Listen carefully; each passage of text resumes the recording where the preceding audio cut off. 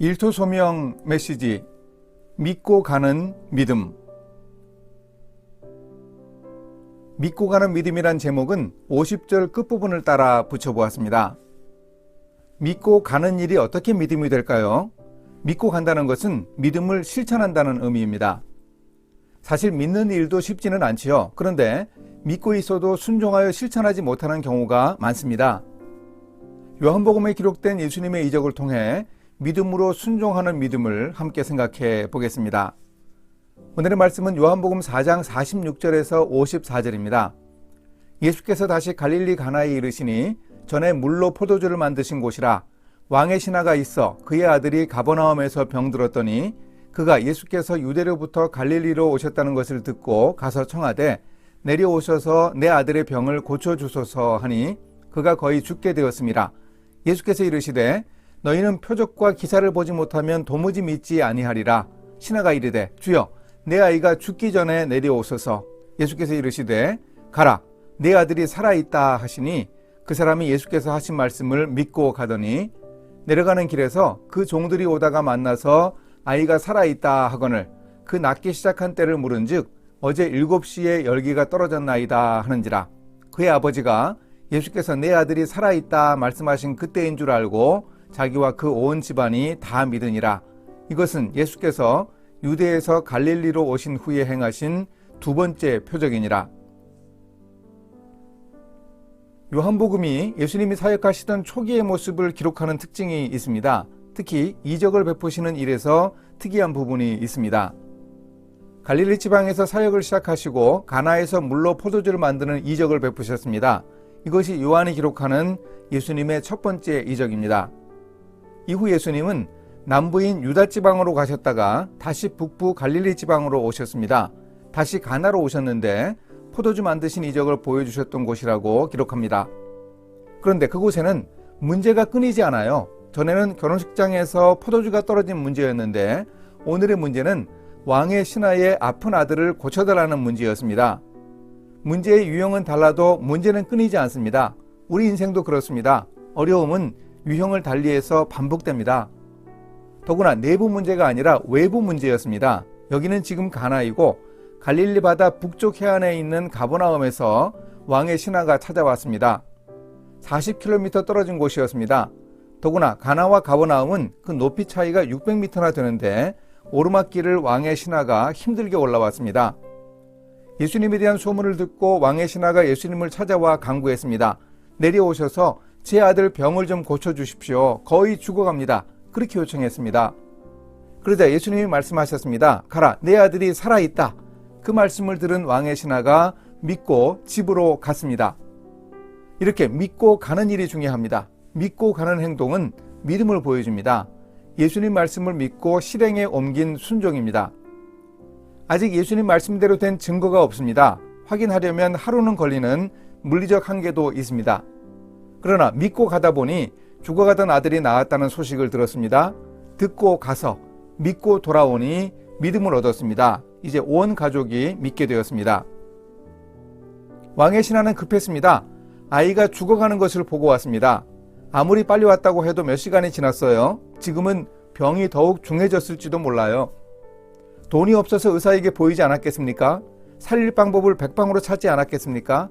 그러니 예수님께 온 것은 최후의 수단이었습니다. 그런데 예수님은 뭐라고 하시나요?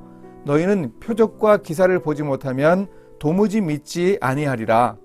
예수님이 야단치십니다. 예루살렘에 가서 경험하셨는데 유대인들은 표적만 바라고 희한한 일이 있어야 믿는 경향이 있습니다.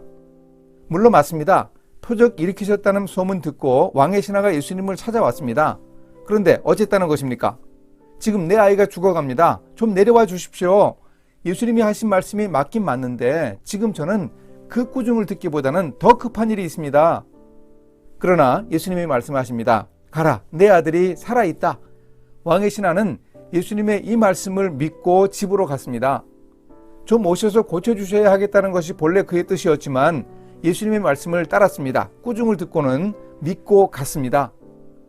예수님의 말씀대로 왕의 신하는 자기 생각을 고쳤습니다. 이것이 믿고 가는 믿음의 특징입니다.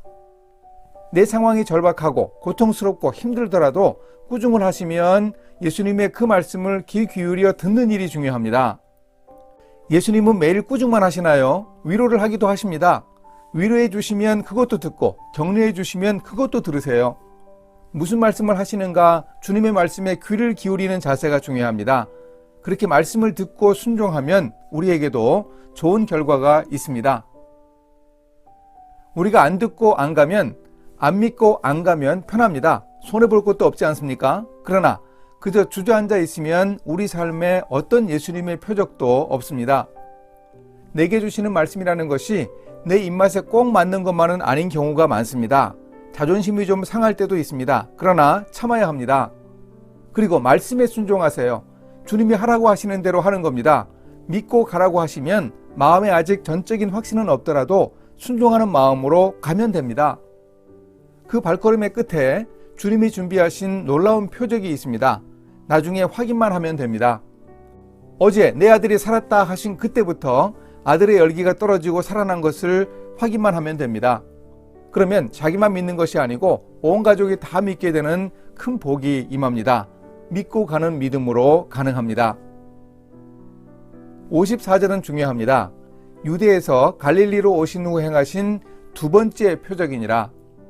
전에 갈릴리에 있을 때 가나에서 물로 포도주를 만드는 표적을 행하셨고 이제 유대 지방에 다녀오신 후에 가나에서 두 번째 표적을 행하셨습니다.